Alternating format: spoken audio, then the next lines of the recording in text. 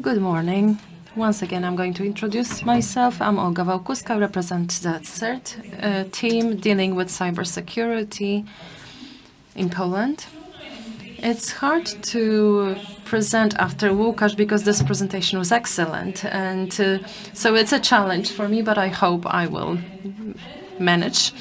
I'm going to keep scaring you. Łukasz said what happened, what we give screens to small children, and I will tell you what happens later when they grow up.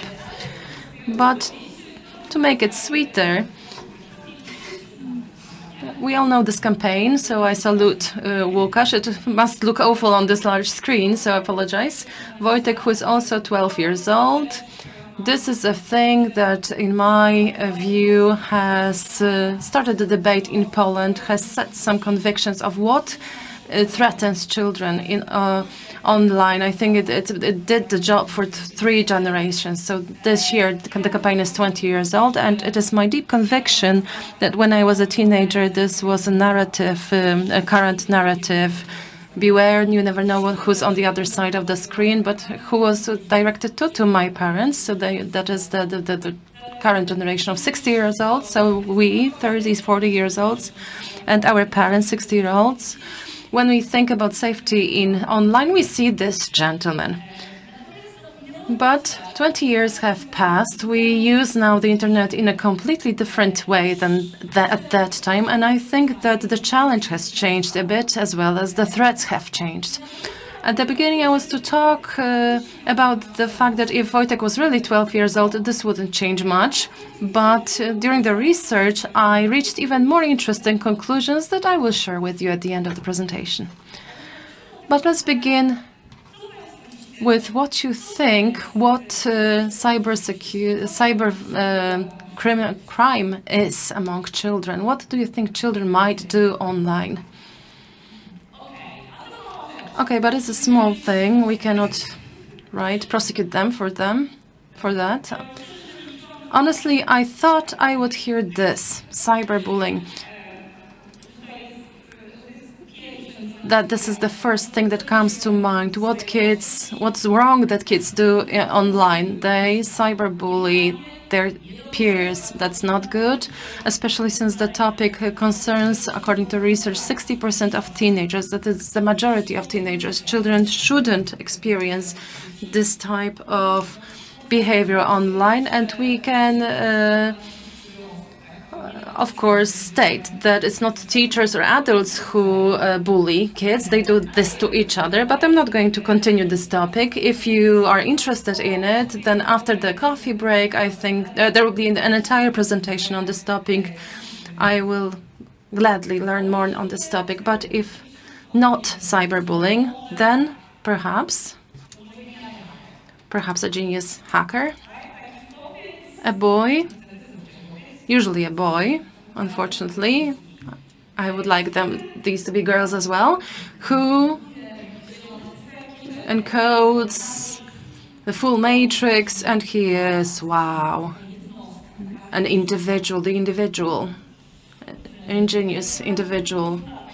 I like this 8-year-old. Maybe the parents gave him the screen when changing the diaper, I don't know. There's also an example of a boy who hacked Librus to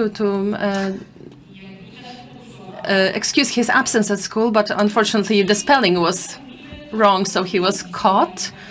So these aren't the genius hackers because they were actually caught. The rule is that we don't actually know much about genius hackers because they didn't get caught. When I was doing my research, I found an entire scientific article. That's why I'm going to look at my notes by Wojciech Szczeski. The article on cybersecurity. I was really happy to find it because I was sure it would provide me with all the data for these presentations. I know it's difficult to read, but what I want to show you on this slide is that according to the police, according to official data, year by year we have from 30 to 60 cases of such cyber criminals. Some hacking, Librus, for example, to the hacking school, but generally it's the margin. We have genius individuals, they play, and some play in the way that they caught, but it is a negligible number. So why am I here, right? What am I talking about? But let's move on.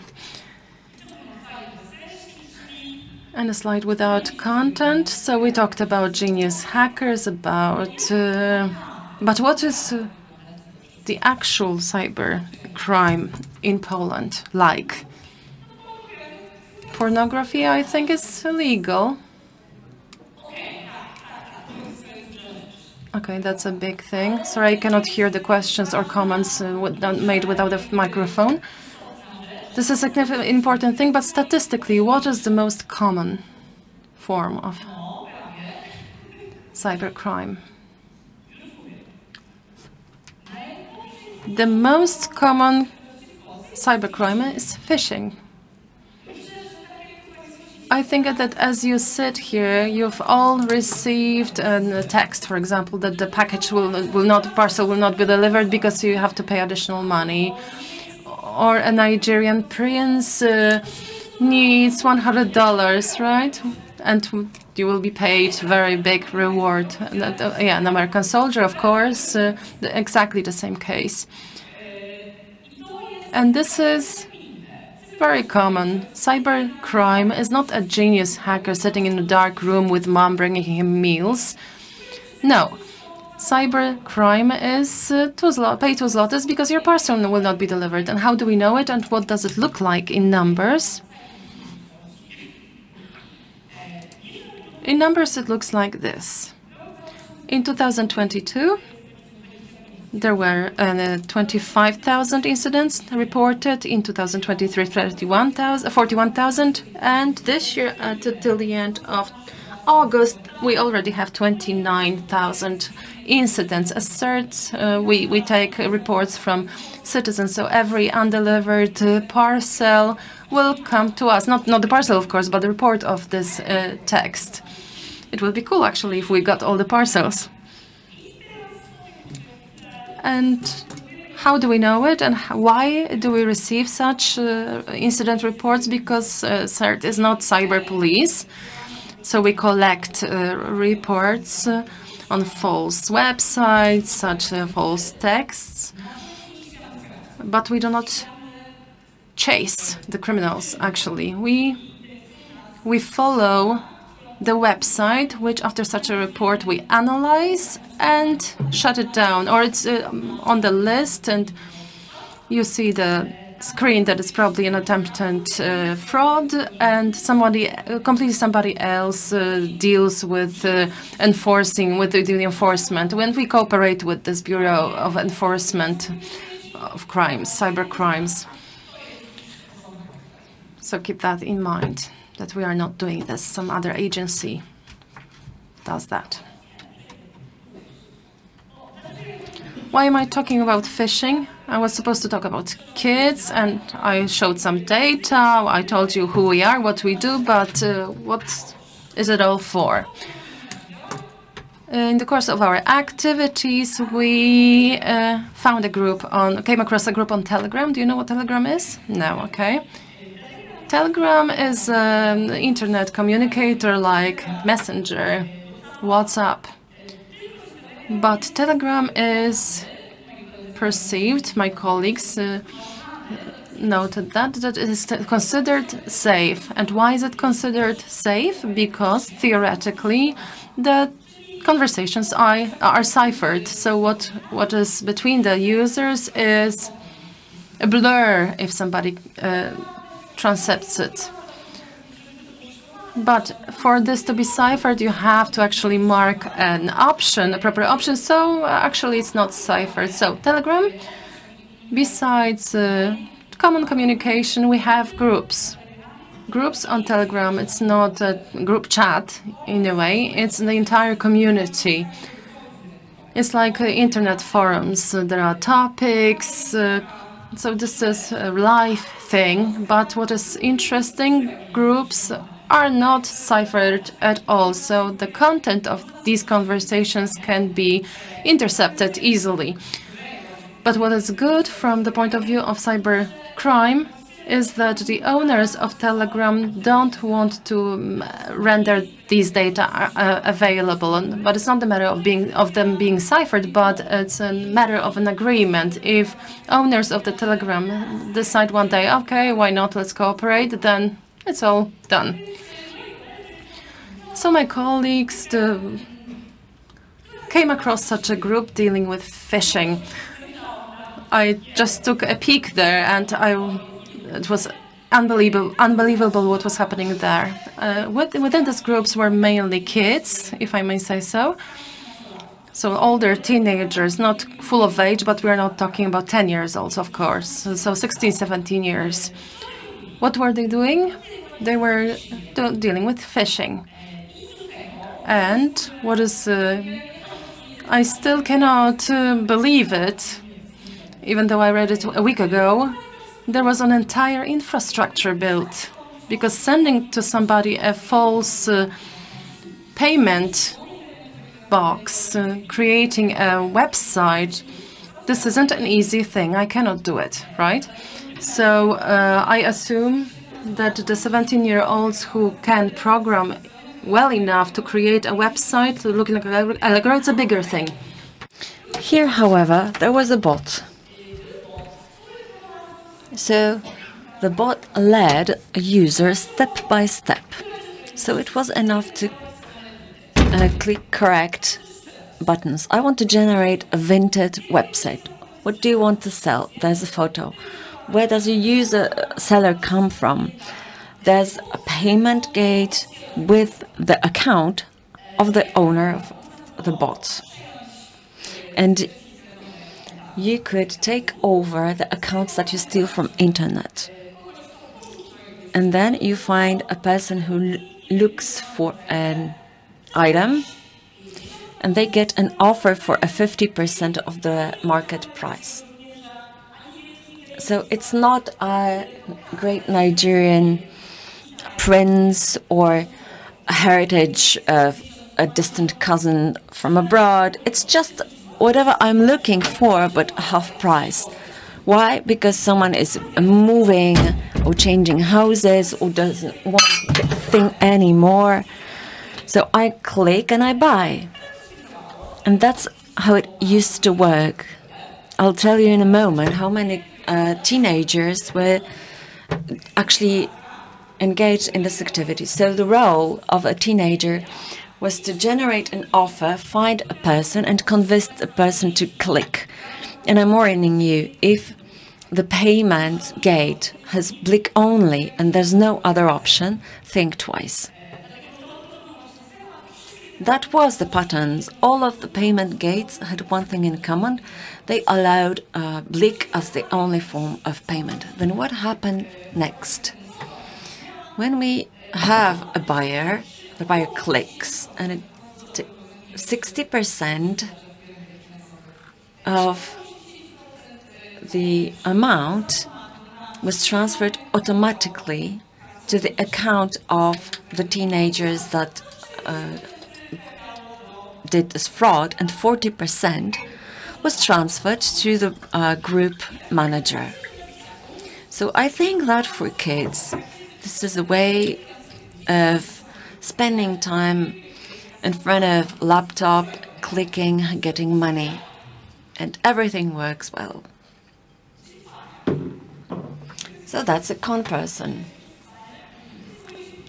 This says, is there any con person living here? A con person? No, I live there. Then, okay, give me $5. Well, you know, there's this campaign, so to say. So, is it an organized campaign or activity? Let's think. There is a group. The group is organized. And they commit fraud.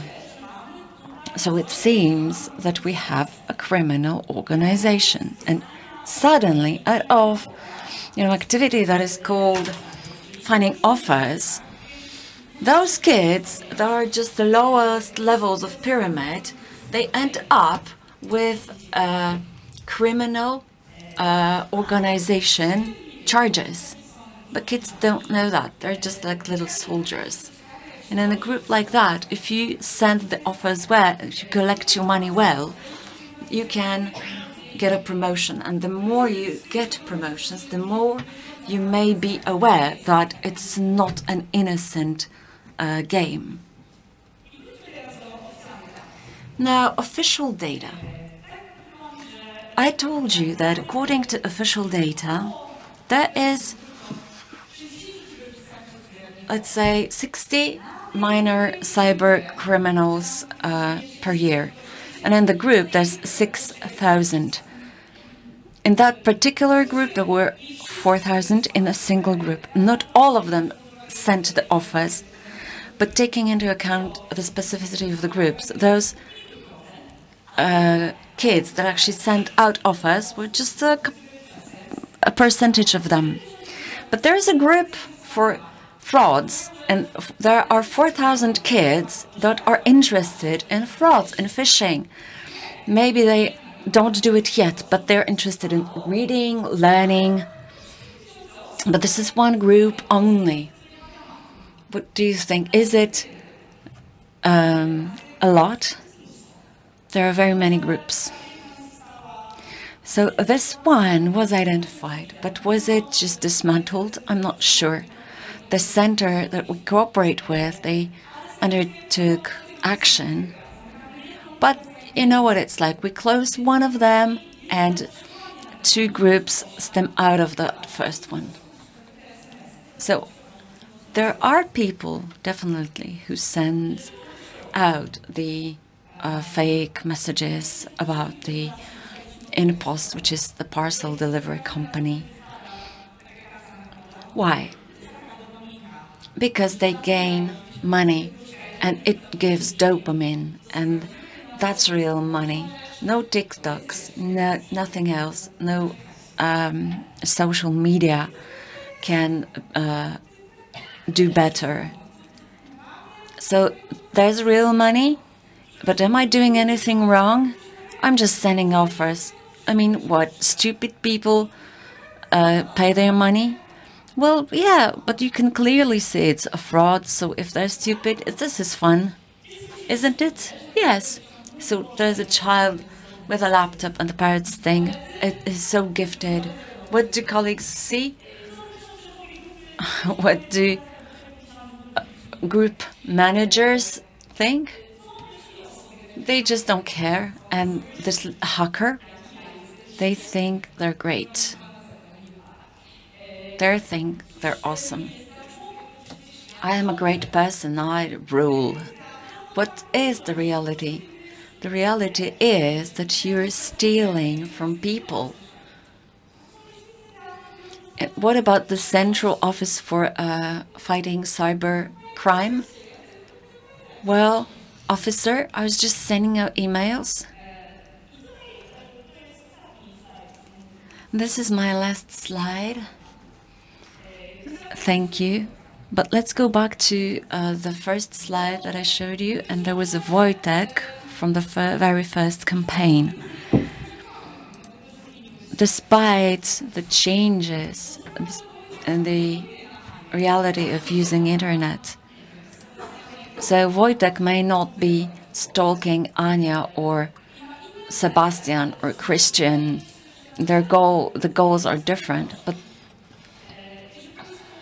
they are still, I think, adults that manage the activity of kids online. So the children are exposed to, for instance, a temptation of easy money.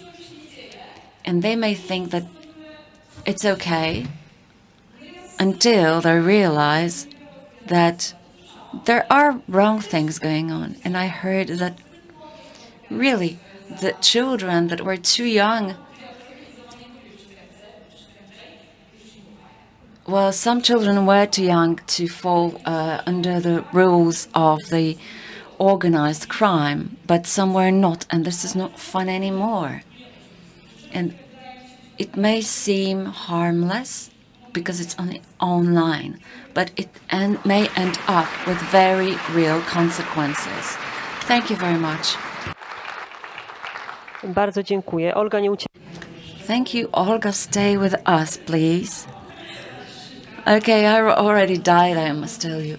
You were quick, but there is time for a couple of questions. So if you feel like asking a question or making a comment, please use microphone. I thought my time was up, but of course, if you have questions, then I invite...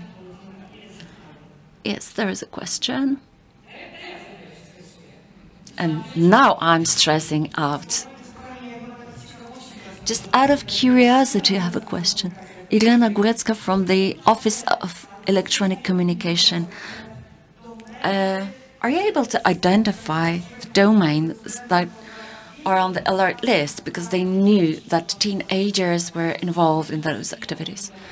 I don't know about that. It seems to me that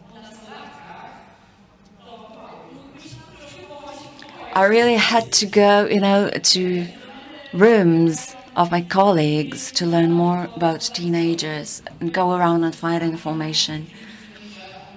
When we can see that groups are created for phishing and for frauds, then we place them on the alert lists. Thank you. Any other questions?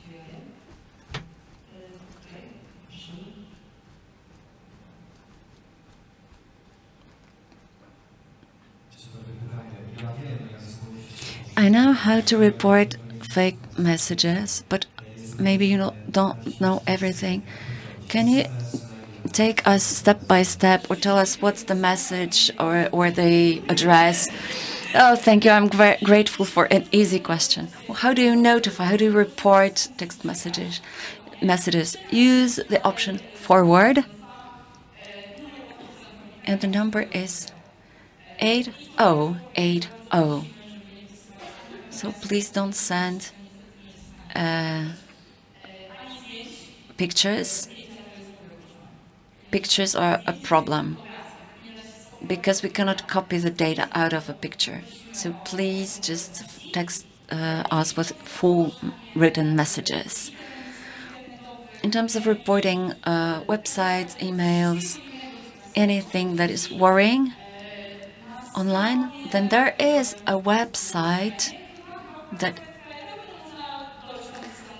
it's from the CERT, Center for the Fighting of Cybercrime, that says notifications. There's a form online and it will take you step by step, but it's easy. You click attachment and it is easy. You click description and it does not need to be extensive description, but it's really worth doing because if you notify, if you report it, then there's a chance that less people will be tricked. You may get a message that an American soldier fell in love with you, and you think, oh, it's so silly, but other people may consider this to be their dream come true and fall for the fraud. So let's notify. The last question, please. In M-Citizen application, which is the official governmental application for the citizens' things online, there is a way of announcing it. If you don't follow us on social media, then you can always have notifications in M-Citizen.